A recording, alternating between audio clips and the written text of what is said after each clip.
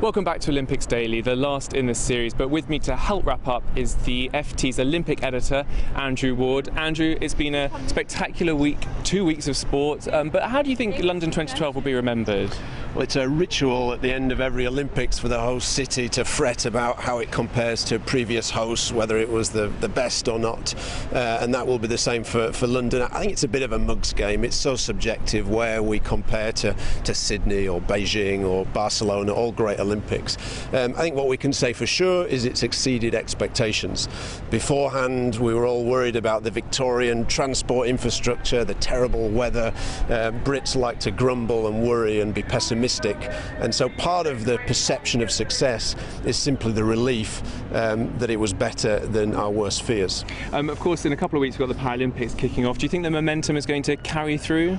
I think it is very much so, because of this pre-games pessimism and scepticism. A lot of people, it was quite fashionable to be sceptical about the Olympics, meant that a lot of people didn't buy tickets.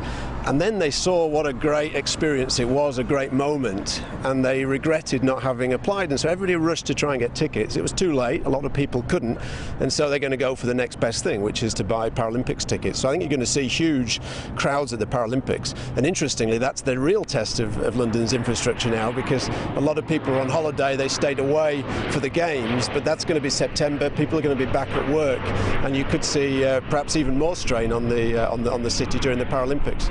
Now, in the last couple of weeks, what's been your favourite moment? I think it was undoubtedly Mo Farah winning the 5,000 metres on Saturday.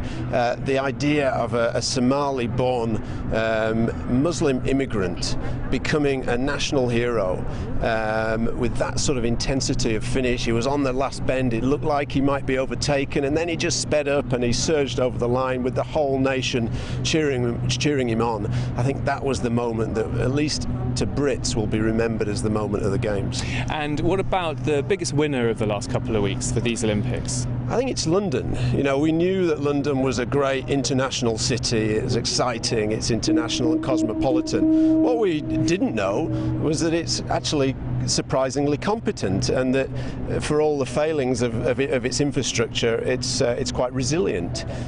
So I think that London has surprised itself by how well it's coped with the Games. And the final tip of the day, Andrew, what would be yours?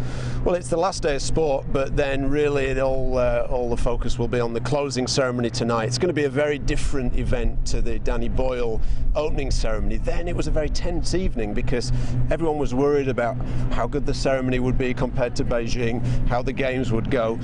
They've now occurred, we know they were successful, and so everybody can relax, the organisers, the athletes, so everybody's going to have fun, and it'll be personified by the comeback of the Spice Girls, and everyone will be looking to see if Jerry wears her Union Jack dress. We look forward to that. Now, the final photo finish is, of course, these two guys, Mo Farah, Usain Bolt, surely two of the biggest personalities of the Games, here exchanging their signature poses.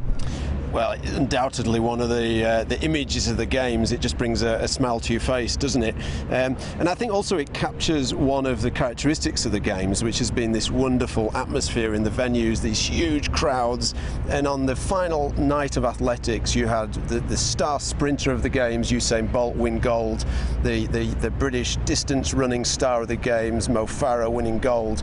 And here, these two faces of London 2012 coming together on the podium, the crowd pleasing shot will symbolise both the success of the host nation and the gold rush for Britain, and then the other big story for the rest of the world really was the dominance of the Jamaican sprinters, who won almost every sprint medal going. Andrew, thank you very much, and thank you for watching. That's all from us, but plenty more Olympics news and analysis at ft.com/2012.